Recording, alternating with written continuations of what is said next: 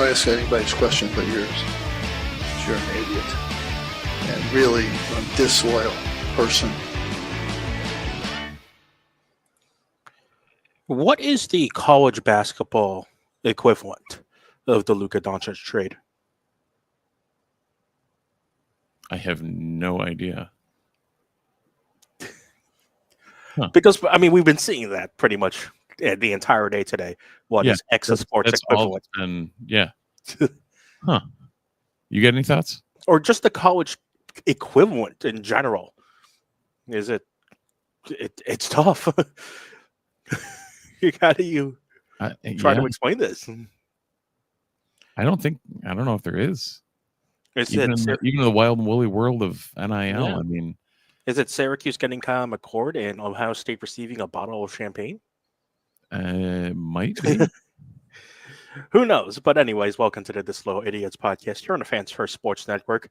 Steve Howler is joining me, Christian Guzman, here on the Fans First Sports Network on the Disloyal Idiots podcast.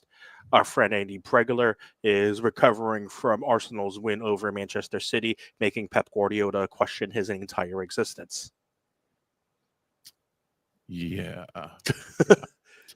Right now, sports are just a giant mess of whatever. Sports in general, the world is like doing this, and sports has not been immune to such situations as well.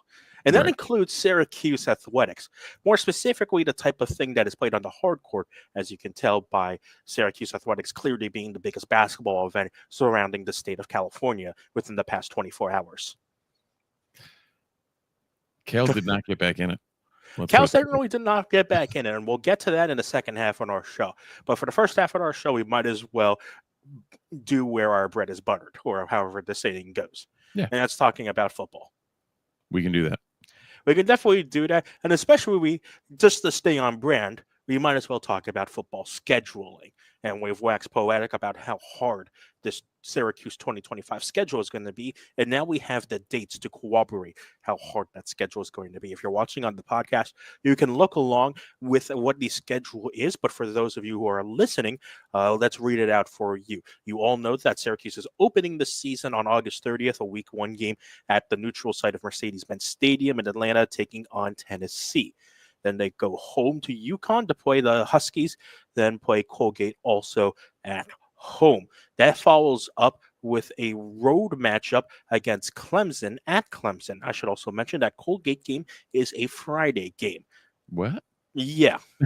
Your guess for Colgate. Your guess is as good as mine. So that means Syracuse gets 8 days to travel to Death Valley to play Clemson in South Carolina for its ACC opener before returning back home to close out September against Duke. And then after Duke, it's a travel down to Dallas to take on SMU in Texas.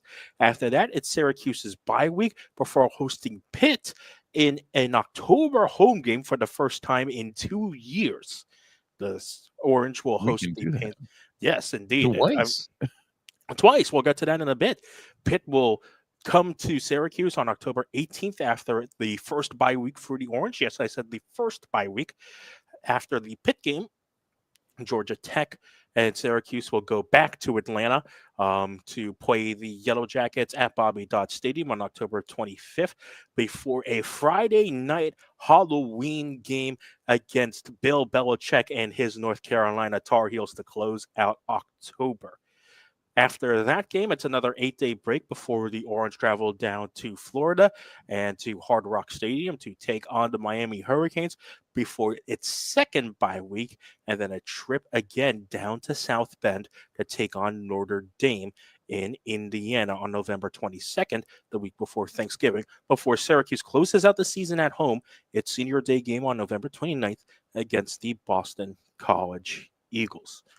Steve, your very first preliminary thoughts on the full schedule. Now we know where the dates are. Ow. Correct. If I had to sum it up in one word, it's pain. The powers that be decided to give us, we were wondering whether it was going to be like a road stand against Clemson and SMU all in Miami all at the same time or something like that. Instead, we get that Clemson, Colgate to Clemson to Duke to SMU, okay, on, off, whatever. That stretch of north, well, even started with Pitt, Georgia Tech, North Carolina, Miami, Notre Dame, BC. Well, BC is whatever, but like back and forth to Atlanta, Pitt coming off a bye week, which most schools' bye weeks help. Ours, it does not, apparently. It never has.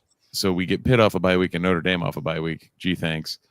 Going back to back at Miami, at Notre Dame, being prefaced by a home game against North Carolina, that's not great, Bob. And so now, like, let's once again go over that road schedule for Syracuse. It's Tennessee, Clemson, SMU, Georgia Tech, Miami, and Notre Dame. And let's call it what it is. It's an away game at Tennessee because they're going to travel a hell of a lot better to Atlanta than we are.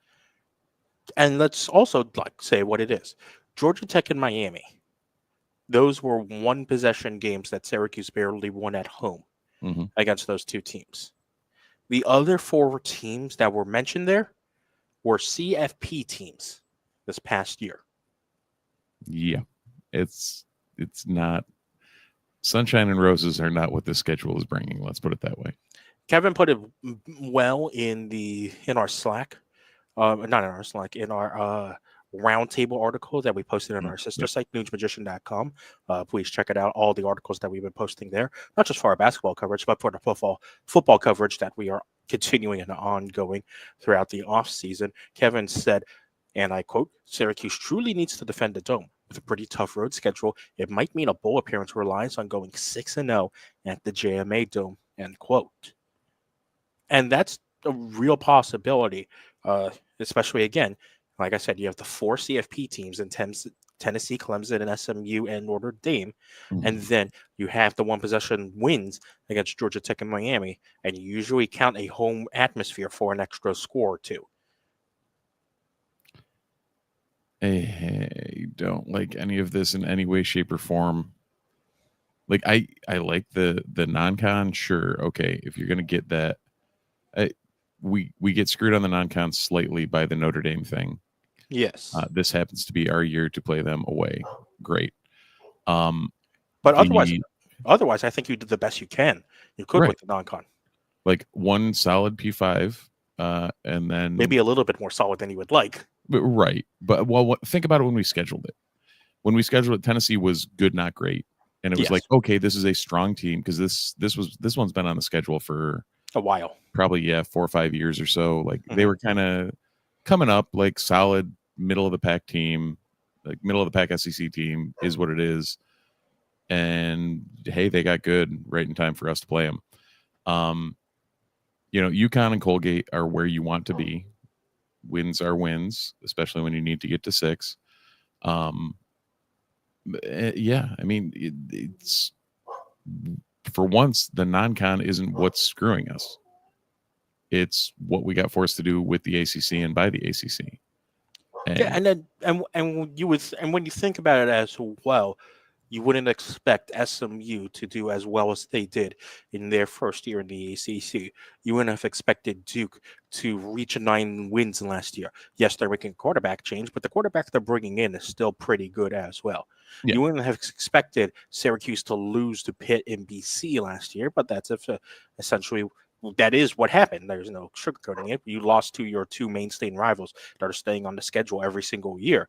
And they're going to look to ride that momentum when they come play Syracuse here in the Dome next season. No, that's games. Yes. Well, Pitt is what that game was such a fluke. It's hard to scratch what was going on there. But like the BC game, if it's played at the Dome, we walk away with a win. Yeah.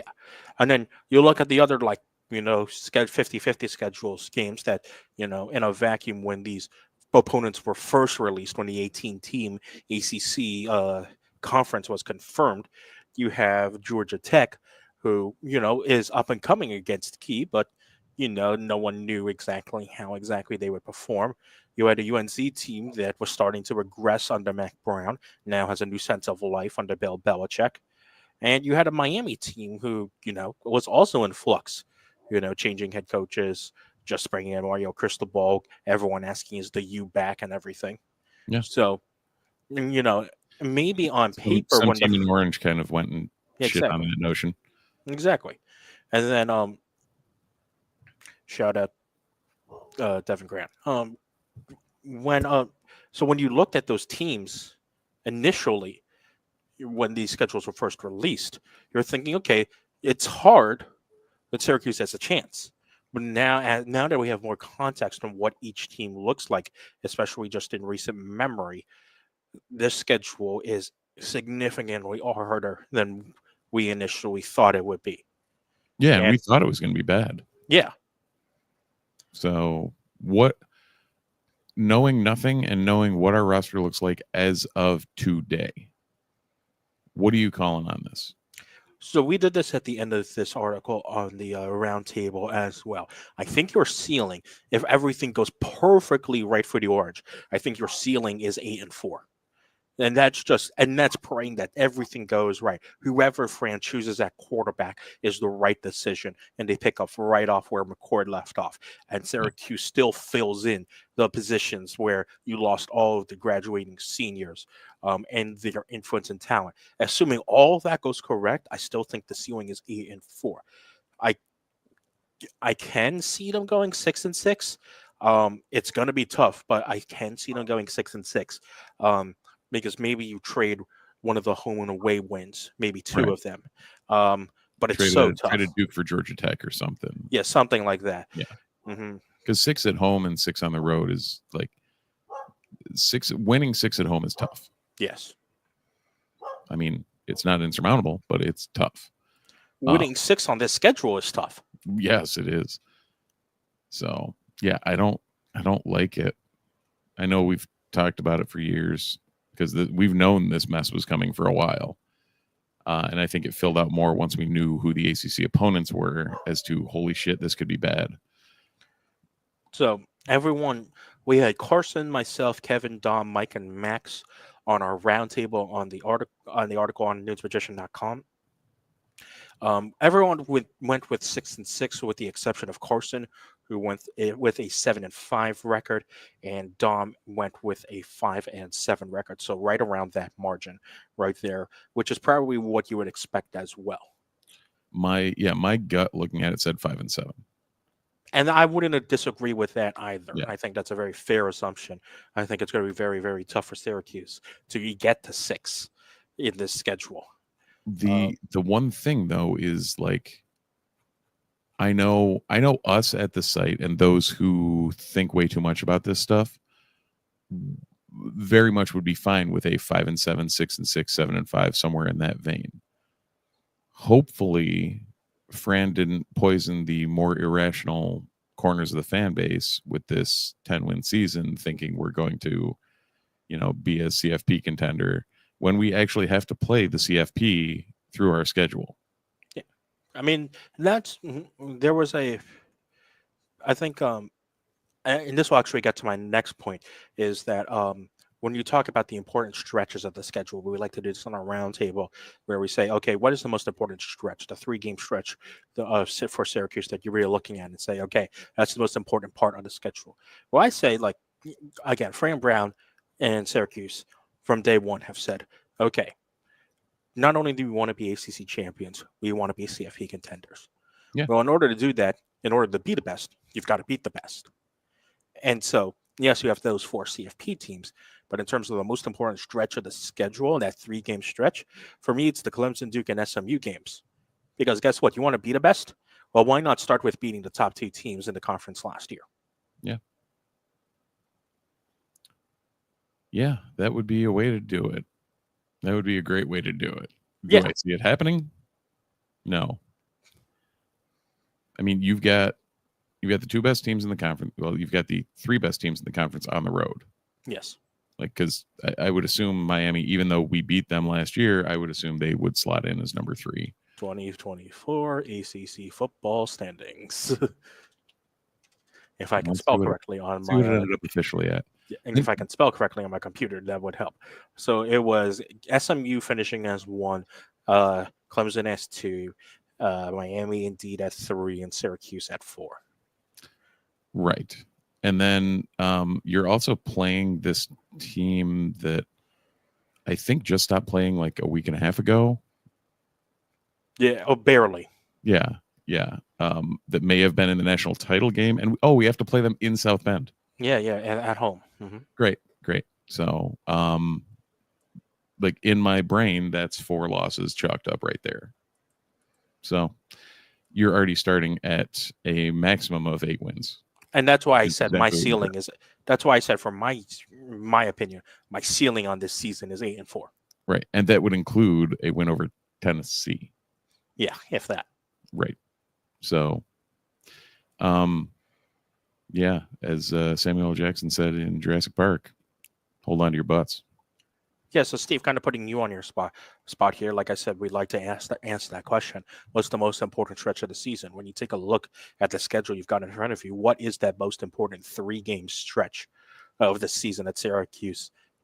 If they have to put all their eggs in one basket, have to focus on that 3-game stretch. It's got to be Pitt, Georgia Tech, North Carolina. Okay. If you have to take if you're saying find a 3-game, you need to make sure you take care of business during this. It's got to be that, because there's no chance of you getting bowl eligible without taking care of business in that stretch. And to your point, Kevin and Dom did agree with you. They said that stretch of games is the most important stretch of the season. Yeah. Kevin went one step further and included the bye week before in it as well, which we also have to take in consideration. You've got 2 very interestingly placed bye weeks for Syracuse. You got the double bye again, but this one, your first bye comes 6 weeks into the season, which is a little bit later, but I think Fran will take a little bit later, considering how early the first bye week was last season. And then you've got that late bye week as well in November. So it's very, very interestingly placed in terms of the bye weeks. It's almost kind of as if it was flipped from last season. Yeah, I still don't know what to take of bye weeks. Especially Syracuse related. Yeah, it still confuses me so much that it could, like, these. How are bye weeks so hard? You tell me, because apparently for many other teams it's not as hard, but for Syracuse it seems like it's the hardest thing to overcome. Every other team in the country can pull it off. Yeah. Somehow we can't. Which leads nicely into our final schedule question. And we might as well keep it lighthearted to end off the schedule question. As we know, the Sickos Committee is a lovely thing that has existed on the internet. So our final schedule-related question for you, Steve, is what's your Sickos Game of the Year candidate? Oh, Jesus.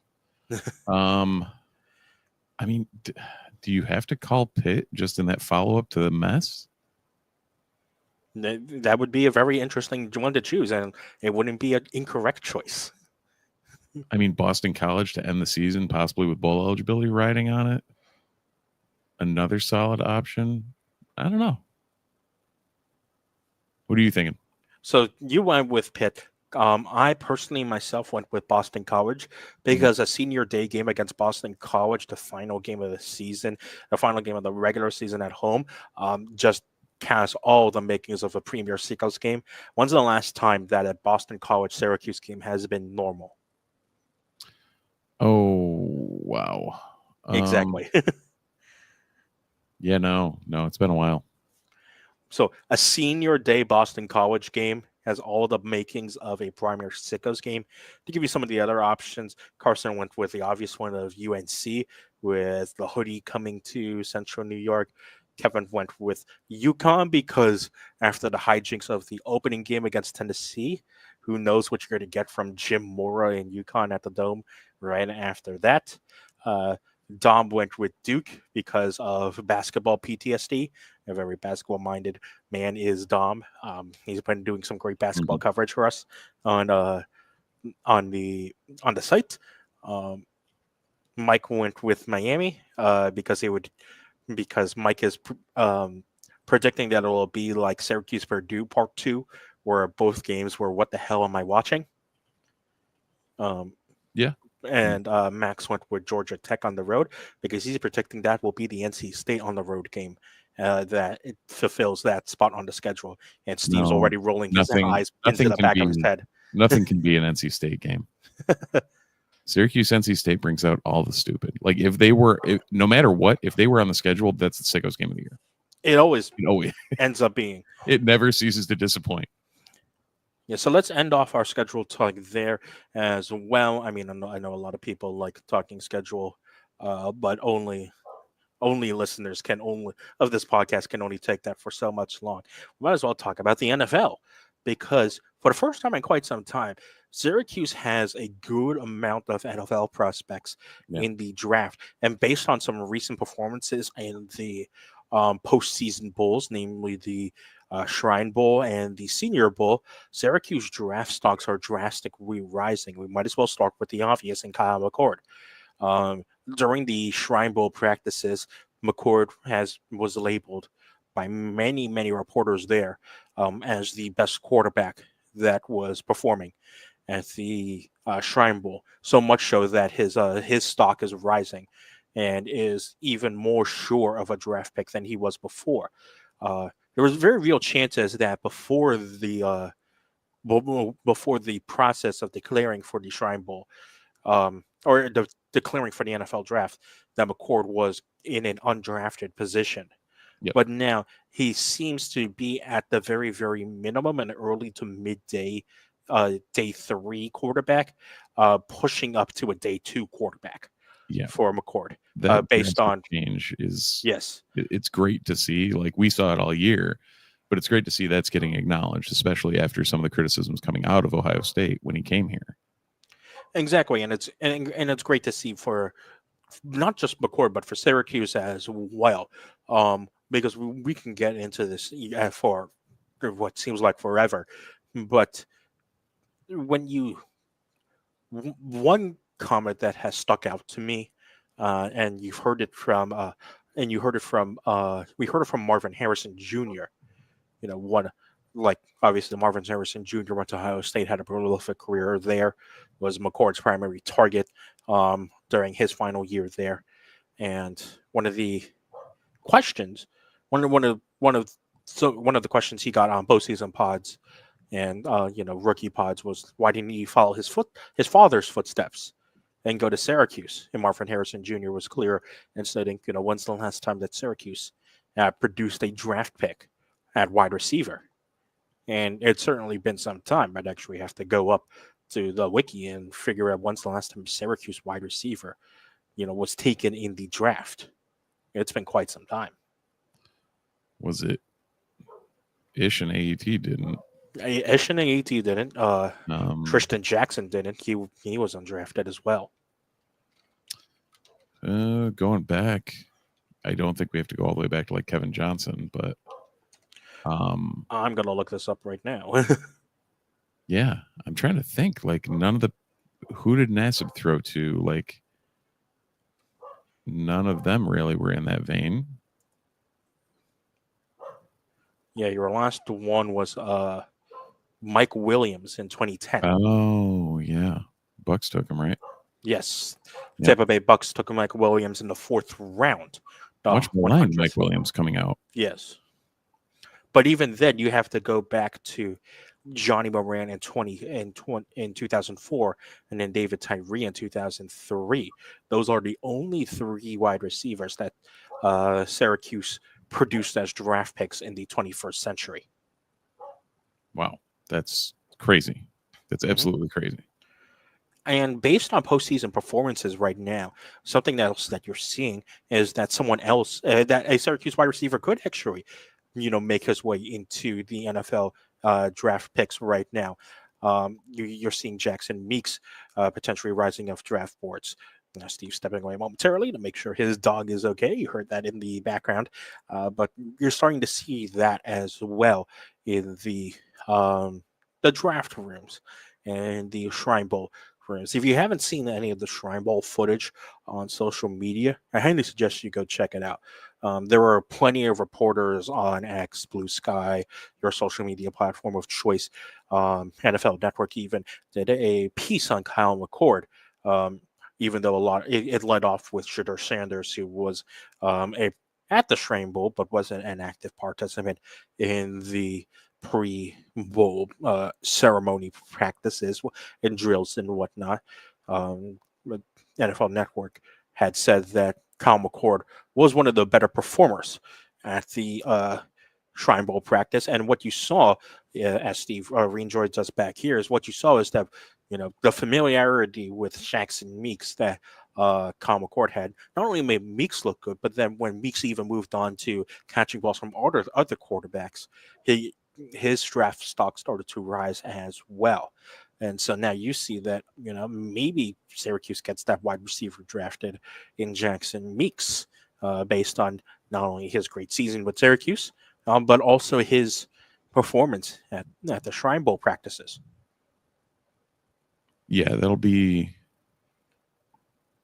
Yeah, I mean maybe that starts to change that perception. And you've got great wide receivers in the pipeline as well, because you got Trevor Pena and who's coming back. You would assume that Zeke Haynes has his family and personal issues finally all sorted out, and hopefully everything's okay in his life. Yep. So that to the point where he's back with the program full time. Because remember, Zeke Haynes was wide receiver number 1 before he had to deal with his personal family issues. Right. And People forget that our wide receiver number 1 didn't play effectively this year. Exactly. And so you got Haynes coming back most likely, assuming everything is all A-okay with him. And you've got some exciting talent, coming up behind them. You've got, guys like Emmanuel Ross. You've got a couple transfers coming in. The South Carolina transfer as well, whose name is escaping me. And you've got a guy like, even Jalen Hornsby and Jameer Thomas, who have, shown up in practices and depth charts as well. Yeah. So you've got a good wide receiver pipeline coming there. Speaking of pipelines, when did we get a Florida pipeline for recruiting? Well, we did get a great Florida pipeline. Before we get quickly to that, let's talk about a guy who came from that Florida pipeline who's also continuing to impress and probably will be Syracuse's highest draft pick, most likely. Yeah. That's Oronde Gadsden. Yeah, I figured. I didn't know if you had grabbed him during the No, I didn't. my little sojourn there, but no. Yeah, no, I only touched on Meeks because there is still one more person we should talk about after Gadsden. Well, we'll get to that. Okay, yeah. Gotcha. Mm-hmm. But who could you have not talked about? Okay, exactly. I mean, obviously the tight end position has changed so much in the past couple of years. So you have to go all the way back to 1998 and Roland Williams for the last Syracuse tight end to be drafted. But that position has changed, and Oronde Gadsden is one of those players who shows how drastically that position has changed. Yeah, and that's where if we see him taken, what is that? Yeah, I don't know. I'm trying to figure out how to phrase what was going through my brain, but it was fleeting. I think who was the last day 2 draft pick we had? It was one of the tackles. No, so remember, Syracuse didn't get anyone taken in 2024. But in 2023, Syracuse had 2 day 2 draft picks in Bergeron and Garrett Williams. Oh, I forgot Williams ended up coming up. Like Syracuse, the past couple of years have had some great success in day 2. The last 4 Syracuse draft picks are all day 2 guys. Bergeron in 23, Garrett Williams in 23, Cisco in 21, and Effie in 21 as well. So, yeah, it's kind of Syracuse kind of been weird in that it's been boom or bust. Yeah, because you see every single one after that. You have those 4 guys, and then you have to go all the way back to 2014 before Syracuse gets even a day 2 draft pick. Right. And that was Jay Bromley, the DT in 2014. Oh yeah. Yeah, the draft has been over the years. It's always been a weird thing in Q's. Yeah, and like you go to the defensive side, the last day 1 or day 2 defensive end to get taken was Chandler Jones, obviously in the first round. The last defensive end to get taken was Alton Robinson in 2020 in the 5th round. Oh, so where does Fadil Diggs stack in amongst those guys? Because Right. of the 5 guys that went to the Shrine Bowl practice, like Elijah Clark didn't get the most noise, but Fadil Diggs definitely rounded out the Syracuse players who were making a lot of noise at the Shrine Bowl practice. So I just pulled up all the first round picks in history. Well, in Syracuse history. Your last one is Justin Pugh back in 2013. Yep. Then Chan. And before that, it was Freeney. Yeah, back in 2002. That's a 10-year gap there. We're on a 12-year gap since the last one. And we'll be waiting again, but well, again, let's not forget. Also, you've got 2 guys who performed very well in the Senior Bowl as well, Quentin Allen and Justin Barron. mhm. And you've got a lot of people, obviously, who love Allen's route running abilities out of the backfield. And in an NFL where pass catching running backs are just as valuable as bruising running backs, Allen could certainly make his way onto a roster spot through the draft process based on his evaluations coming out of the Senior Bowl. And then finally, you've also got Justin Barron, who in a similar spot. A lot of teams are going to view him as a hybrid because of the defensive back experience, but he showed very good things as a linebacker this year, which we've been preaching for a while, and now NFL teams are starting to see it. Well, and that hybrid role or hybrid talent set at least will definitely benefit him. Moving on up, like hopefully he can either put on some weight to play linebacker or maintain the speed to play DB, but that tweener, like he's cross-trained long enough and kind of it should help him in the grand scheme of things. So let's get on to what Steve was teasing. If you watched our trivia episode on to kick off the new year, first of all, thank you for watching it. It was a lot of fun to produce and put on. Great. And as you can tell, Steve and Andy had a lot of fun participating in that trivia. We'll make that a yearly tradition because that was a lot of fun, and you guys should hop on next year when we do that again. But Steve and Andy were surprised to find out that Florida was the state that Syracuse had the second most commits from in the 2025 recruiting class cycle. Obviously behind New York, which Fran has made a priority to many Syracuse fans' delight. But Florida has clearly been a second priority and a major priority for Syracuse, considering that much of the Syracuse recruiting staff were down in Florida the past couple of weekends, and they've picked up some recruits. Most notably, a man named Jarius Rogers, who is currently right now a 4-star recruit on 24/7 Sports at a 90 overall on 24/7. His composite only has him as a 3-star, but still a top 400 player in the nation in the 24/7 composite. 24/7 and its personal rankings has him at 174 in the nation. Yeah, I think ultimately he's gonna be a solid pickup for us. Yeah, he right now, I haven't looked at the tape too much, but just based on stats, he really fits into a King Joseph type of style. 6'5", 193, so definitely needs to put on some weight.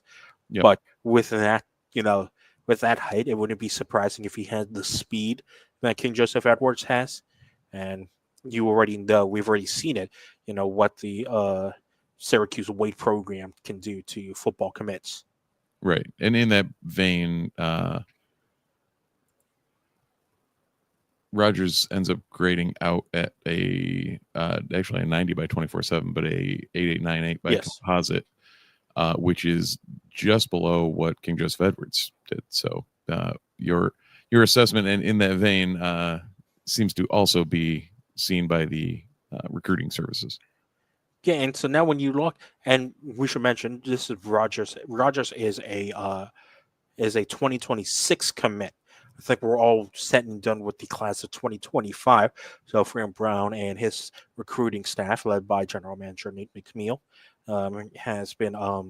has switched over to the 2026 class, and Syracuse now has 9 commits in that class. And wouldn't you know it, Florida leads the way with 3 commitments in the class of 2026.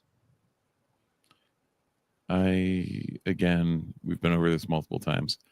How weird does it feel that we are actually ahead of the recruiting game? Feels great, let me tell you that. I mean, like, and we haven't even mentioned, like, I forget when Javion Cooper committed. He actually committed in December of this year. But again, usually for a long time, listeners and viewers of this podcast, we would usually spend a good amount of each podcast talking about the most recent Syracuse commits, mainly because we could, since there Right. were so few and far in between. Yeah, if we did it this the 2 weeks that we've missed here, we would have had half a pod. A lot, yeah. Like but Rogers himself, it's hilarious when you pull up the 24/7 page of his. The timeline, when you look at that, it's September 2nd, Rogers unofficially visits Florida State. October 5th, visits Florida State. 23rd of November, visits Florida State. January 27th, commits to Syracuse.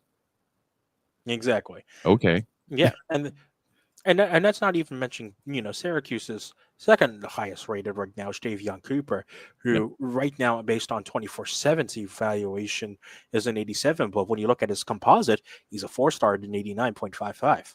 Mm-hmm. These kids, we've got some solid options here. Also, wouldn't you know it, Florida. Yep. Now our third is from Delaware, which I, to be fair, would not have pegged. Yes, but he is by far and away a top 5 player in the state of Delaware, which is probably something you want to, gather if you're a Northeast school. There are more than 5 players in Delaware? Surprisingly. There you go. Yeah. Deontay Sheffy, I forgot he committed too. Yeah, and Remember when Deontay Sheffy was like one of the higher rated recruits? We're like, damn, that's a good pull. Yeah, and he's 5th in the list right now. Yeah, exactly. I think Fran knows what he's doing. You know what you should do also? You should go visit our friends at Home Field Apparel, our sponsor for this podcast. You're on the Fans First Sports Network, Disloyal Idiots. You can see Steve showing off his long sleeve Syracuse logo t-shirt, or what I mean, long sleeve shirt. If you want a variety of other t-shirts, shirts, joggers, bomber jackets, coach pullovers for your school of choice, visit homefieldapparel.com. You can use the code NUNES24 at checkout. That's NUNES24. And you'll get 15% off your very first order at homefieldapparel.com. Oh, damn it. I did not see. They just added the throwback trucker hat with the logo from the championship team. The S with the ball with the S around it. Oh, boy. Oh, Steve is about to make a purchase. These are the things I don't need in my life. This thing is an absolute thing of beauty. Oh, God. I do also wish they'd have taken our idea for the 1991 Lacrosse National Championship shirt. Exactly. But we still haven't seen that. They do have a 11-time Lacrosse National Championship shirt. Yeah, but this is if you're watching on the pod, this is the hat that Steve was talking about. Yeah, it is an absolute beauty. You want to go to homefieldapparel.com and use the code NUNES24 at checkout. That's NUNES24 to get 15% off your very first order. It might be this trucker hat. Crazy. Yep. It's a beautiful one. No, I need that. All right, great. Fun times, because I needed more Syracuse apparel. I've said this thing before, but it's worth mentioning again. It's so weird when you click the ACC tab on Home Field Apparel to search for school, and Cal pops up. Yep. And Syracuse just played Cal this weekend in men's basketball. We haven't talked a lot about men's basketball this year. And if you've been watching this men's basketball team, that's for good reason. Yeah. And, thankfully this week, both games were after 10 p.m., so most of us couldn't watch Most of us were asleep. And for the first of those games, you would have been glad to not be watching that game. I woke up and saw that, and I was like, well, that's younger me would have committed to staying up and watching it. I'm glad Well, I'm old. the fact that Syracuse came back from a 17-0 start, losing to Stanford in its first game in the Stanford Cal road trip, and only lost that game by single digits is actually pretty impressive.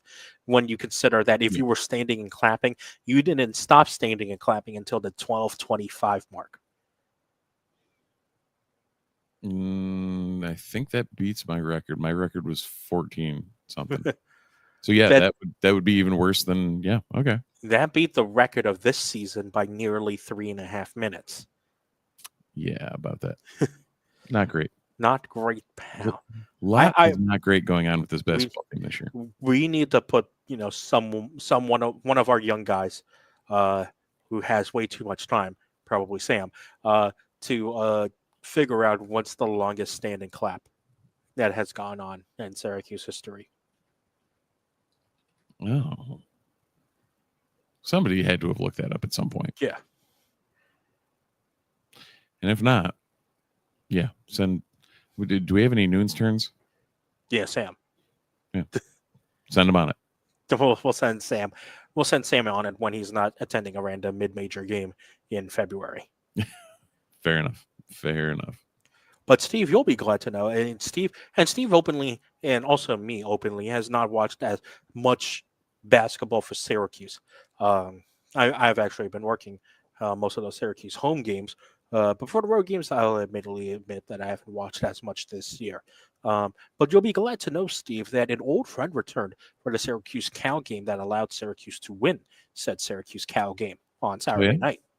Who was that? It was something you'd like to call the 2-3 zone. Oh, it's back. Oh, it's back. And you know who's also back because of the 2-3 zone? That really tall, lanky guy that stands in the middle of it? It's some guy who, he happens to be the tallest player in Syracuse history. Yep, Naheem McLeod. Naheem McLeod. Yeah. It's like he was recruited for this zone. Yeah, it's almost like he transferred here to play in it and then didn't. Yeah, I mean, if it works, it works.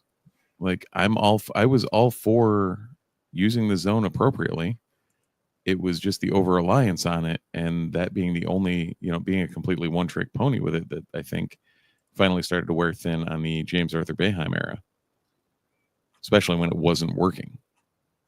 And he didn't have the players, and he didn't necessarily have the players to play in that zone as well. Come on, Joe Girard and Buddy Boeheim aren't your stereotypical top of the zone guards? Not particularly. No. A bunch of slow white dudes at the top of the zone is not your best bet. So a big shout out to Lucas Taylor as well, who led Syracuse in scoring in the most recent Syracuse game, Syracuse 75, Cal 66. 19 points for Lucas Taylor, who has inserted himself into the starting lineup now in place of Chris Bell. 5 for 8 from the floor, 3 of 5 from 3, and a perfect 6 of 6 from the free throw line. 3 of 5 from 3 is 3 more than Bell's hit in the season. Yeah, or so it seems. Yeah. Well, to be fair, Bell is also mentioned that he is he's starting to get more comfortable, coming off the bench, because he as a starter had felt pressured, to carry the brunt of the scoring, where he doesn't have to really think as much when he's coming off the bench because it's a more one-track mind of what his role is. Right, and sometimes it works well too to be able to kind of see and feel the flow of the game, and when you come in to be able to read where that is and make an impact versus being out there from the get-go, and like you said, the pressure, all that can get to you. I personally want to talk McLeod played well, obviously, but that was a zone game. That's the first time we've seen McLeod get major minutes. It were only 8 minutes, but for McLeod this season, that's major minutes for him against Cal. I want to talk about someone that has been rising in the minutes count as of late, and probably soon will be in future seasons as well. And it's probably going to become your new favorite player.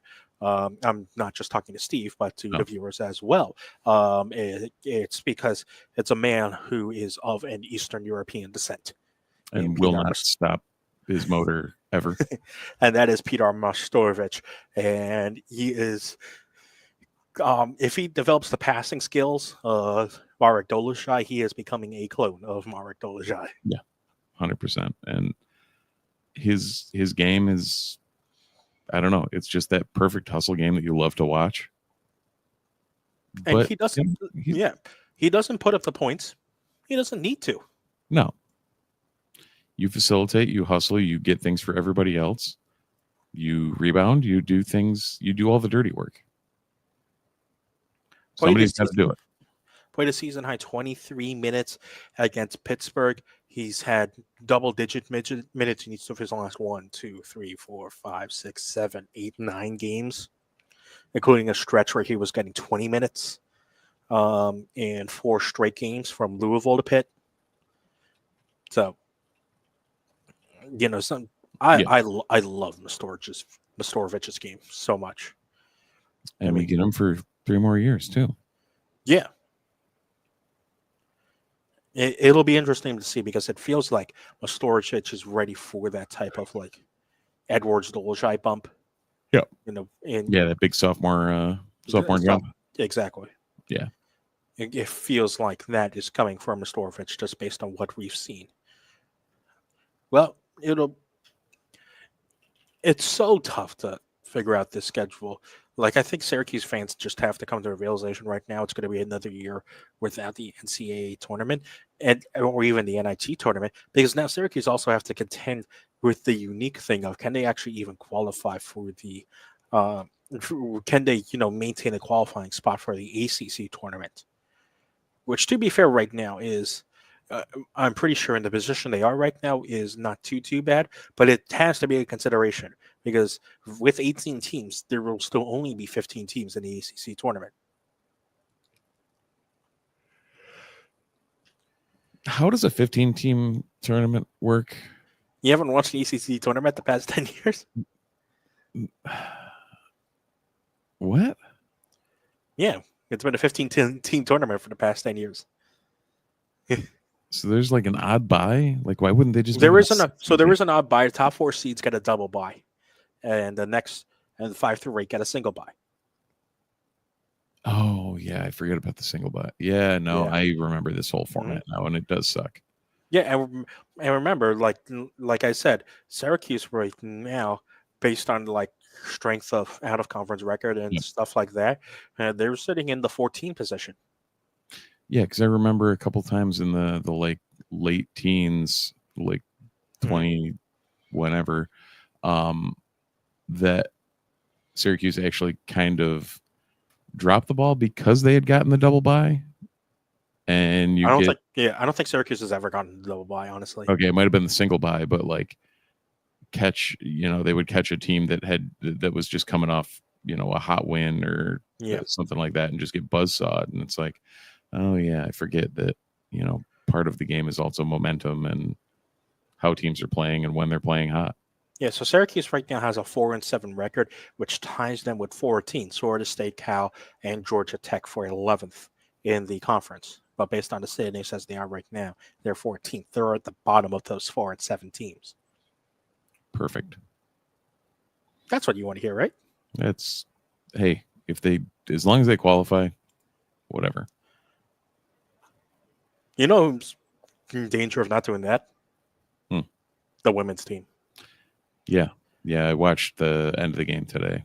Unfortunate loss for the women's team, up by as much as 14 points over Virginia, who was only 3-7 to Syracuse's 2-7 in conference play coming into today. And Syracuse, unfortunately, could not hold on, and the Cavaliers win by 3 over Syracuse. And now Syracuse is sitting in that final spot in the standings at 15th with a 2-8 record. Only a game in hand over SMU, who has a 2-9 record. Pitt below them at a 1-9, and Wake Forest at a 1-10 record in conference play. Yeah. Now today they very easily could have eked that win out. After they blew the lead, they also went down by like 7 and then brought it back to have a chance to tie at the buzzer and didn't. But yeah, this team, it's a rough one for Coach Legit Jack. Like, coming off of last year, it seems like it's a disappointment, but it also seems like it's very much a rebuilding year for them. Do they have a decent squad coming in next year? I couldn't tell you honestly. You'd have to ask Sam that. Yeah. So, it's a recurring theme to ask Sam things. Maybe we should bring him on the pod a week. Maybe we should. We will see if we can do that. But we might as well end off our podcast, the final minutes or so of our podcast, with the content that you all have definitely signed up for: lacrosse. Absolutely.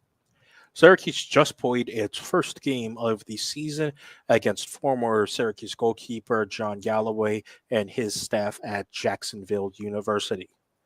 And the final score was 24-5, Syracuse. Yeah, I think we did okay there. You think you did okay there, and it's good to see Syracuse, dominate a team. There have been some out-of-conference games, most notably against the next opponent, Vermont, which have not gone as swimmingly for Syracuse. And you want to see the score, like that, in a dominating fashion. Yeah, it's good to see. I mean, did they have any? I don't have the schedule in front of me, but last year were there any? There weren't too many. There weren't too many So there was a 20-7 win over Vermont. I remember this 18-10 win against Colgate actually feeling a lot closer than they were. 16-3 over Manhattan and 18-7 against Utah. But this one actually felt more like okay, this is really where it all comes together. And like the start of the season that well, it felt really, really, really good. You had John Mullen picking up right where Mason Cone left off in the face-off dot. Mullen in total, I believe, just absolutely dominated 14 of 22 at the face-off dot. That's what you want to see.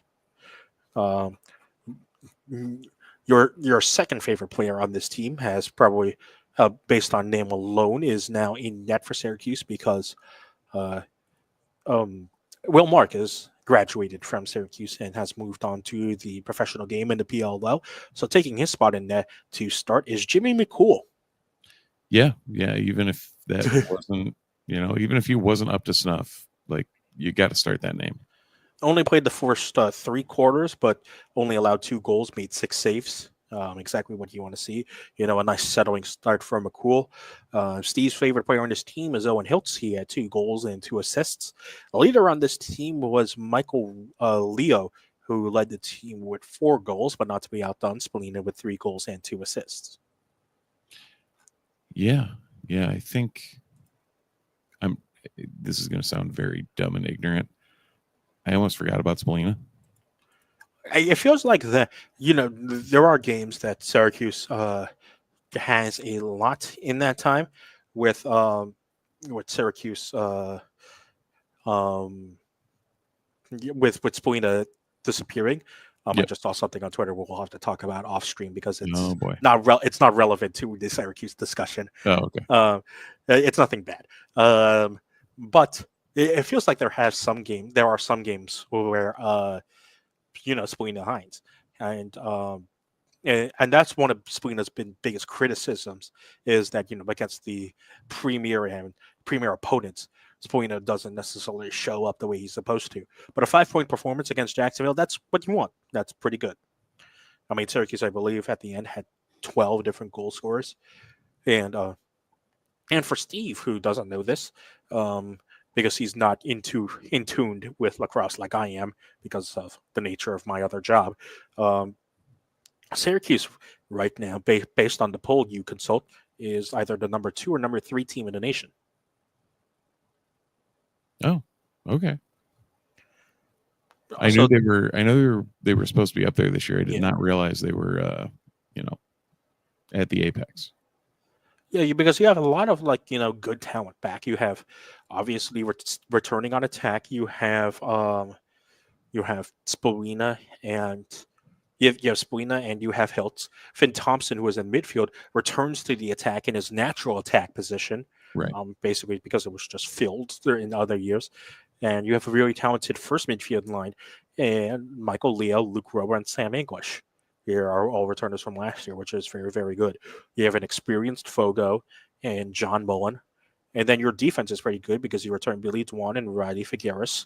Yep. And you bring in a D3 All-American from RIT and Michael Grace, who looked really, really good in his first game as a Syracuse close defender. And now, really, the big question you see for the Syracuse team is how well does McCool do in net against tougher competition?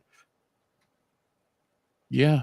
I mean, with that attack, hopefully you don't really need to overly rely on them, but we thought that last year too. So, and what's nice about this Syracuse team is that you get a nice tune-up game on February 10th. A Monday game for Syracuse is a tune-up game against Towson, which is number 17 in the country, at the JMA Wireless Dome, before you travel to your first big opponent to play Maryland on the road, who is number 6 or 5 in the nation, depending on the poll you consult.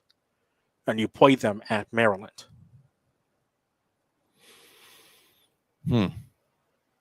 Yeah, is this going to be another one of those murderers row? It will, because this stretch of 6 games, 5 games, excuse me, starting with Towson is very, very tough because you have Vermont, which will be another tune-up game for Syracuse coming up. Then that February 10th game against Monday is Towson, against number 17 team in the country. Towson is not a pushover. Syracuse met them in the NCAA tournament last year. They qualified because that's how Towson qualified for the NCAA tournament last year. Then you go to Maryland. Then you have Harvard, which is number 19 or 18 in the country. And from personal experience, the Ivy League is stacked as always. Yeah. And the Ivy League right now, I would argue, is the second best conference behind the ACC. Huh. And it's very, very close. Right. After that is Utah. And while Utah might not be tough, there are 2 reasons why that game will now be tougher. One, that game is at Utah. And secondly, Utah just beat number 19 NC State this weekend on opening weekend, 19-13. Oh. Not NC State, Ohio State. Oh, I was going to say NC State that high. Yeah. Mm-hmm. Ohio State. Didn't even know they had a program. Exactly. So. Mm-hmm. Ohio State, yes, that makes sense. Yes. Mm-hmm. So they just defeated Ohio State on opening weekend this past weekend. Right. And that's only the 4th game, because then you close out that 5-game stretch with Hopkins. And while Hopkins... Ever heard of him? Yeah. Mm-hmm. Yeah. And Hopkins, I believe, right now is like 9 or 10 in the polls. Oh, okay. So Qs.com's yes. They just for some reason did not put the rest of the rankings on. Exactly. And then you have the 2-game stretch against Manhattan and Colgate, which is another rester. But again, it's Colgate as well. Colgate's no shove over. And then you have an absolutely brutal murderer's road to end the season. That last 5-game stretch is just stupid. Mm-hmm. Okay, I'm going to pull up the Inside Lacrosse poll right now because I forget the rankings and I should really know this. But again, for those who do not know, my other job is being the Cornell men's lacrosse play-by-play broadcaster. And because their season, because Ivy League rules doesn't start until February 15th, I haven't worried about it yet. Oh, there you go. Yeah, exactly. But let's go through based on the Inside Lacrosse media poll rankings. After the Manhattan and Colgate games, you have Virginia, number 6. Okay. At home versus Notre Dame, reigning back-to-back national champions and the number 1 team in the nation, and the consensus favorite to repeat. Again. Why do we keep playing stupid games against Notre Dame in every sport? Yes. After that Notre Dame game, you travel to Long Island to play Cornell. Things that make total sense. And remember, this is a Cornell team that returns its entire starting attack, including the preseason Tewaaraton Award favorite in CJ Kirst. Yep. And they're the number 3 team in the country. And the coaches poll they're number 2 ahead of Syracuse. And what are they playing them at Hofstra? They're playing in a field. They're playing in a field. Playing in a field, just a field. Yes. No, they're playing in a stadium that's across from UBS Arena. That's not quite Hofstra, but close enough there. But still in a obviously a populated area of of Long Island. Yep. Um, That is the weirdest. That is the weirdest neutral site game. Yeah. Like, I thought Tennessee in Atlanta was weird. yes. Let's take two teams that are less than 40 minutes away from each other. Yeah. And Play them in Long Island. yeah, Make let's them move both up. make them both take 4-hour bus rides to Long Island. Yeah. Or depending on the traffic, 5 or 6. I love things like this. Mhm. After that neutral site game against Cornell, you go down to Koskinen and Durham, North Carolina to play Duke. Yep. And Duke is number 7 in the nation. And it's a stacked ACC when I just said that Virginia is 6, Notre Dame is 1, Duke is 7. Remember, Syracuse is 2. It's a stacked ACC when you end off the ACC schedule down in Syracuse to play North Carolina at home, and North Carolina is only sitting at 16. Only 16. And by the way, after that, ACC championships in Charlotte. Right. So where we're going to have to play all those ranked teams again. Mm-hmm. Yeah, it all really, it's such a weird situation every time. Always is, but this is Syracuse lacrosse right now. What you've come to learn from it, and you've got a team right now, which after the first game seems built right now to return to the championship game for the first time since 13. Yeah. Not even just a championship game, return to championship weekend for the first time since 13. Right. Yeah, it's been a bit since we played on Memorial Day, hasn't it? It has. I mean, yeah. Gone are the days of old, but let's see if they can, kind of work it back a little. That'd be nice. Well, they'll play at Gillette Stadium this year for the NCAA championships before they will not play at Gillette Stadium next year because a certain other tournament has kicked them out of Gillette Stadium to prepare for their tournament. What's next year, Steve? Steve is looking at me with a puzzled face. Holy God, it's already 2025. Steve has just realized that 2026 is next year, which means the World Cup is next year. Yeah. Yeah, life with a 7-year-old will throw time out the window for you. I was like, what's next? What could possibly be next? Oh, the biggest tournament in the world. Cool. Remember, Steve is currently too busy bulking up his child so that he can become the next recruit that Fran Brown brings in at an offensive line position. Yeah, the way it's working now, unless Fran Brown is going to become the head coach of the ski team somewhere. Wonderful. That's Sebastian's latest all in on. So. Well, Steve will be finding the money to get Sean White as a personal coach for CPAS. Absolutely. And we will be stepping aside because that will do it for this week's edition of the Disloyal Idiots podcast. If you're watching on Twitch, Twitter, or YouTube, leave a like, follow us along. We'll do these podcasts usually at 8 p.m. on Sundays. Life has gotten in the way of our podcast recently. We do apologize for the long delay between our podcasts. We'll try and get back up into the swing of things as soon as life settles down for all of us. Most likely that will not be next week because Steve will be in mourning as he will not be watching his Bills be playing in the Super Owl next week. Yeah. If they were playing, there was definitely no chance, and without them playing, there's still probably no chance. But yeah, even though they're not there, go Bills. Indeed. If you're listening on your podcast platform of choice, thank you as always for listening on your podcast platform of choice. Be sure to leave a like, a rating, a review, a subscription, leave a comment so that we can trick the algorithm into expanding the Ottoman Empire. This is Syracuse, as usual, in 2025. The craziness is still real. And as always, we end things off with Go Orange. Go Orange.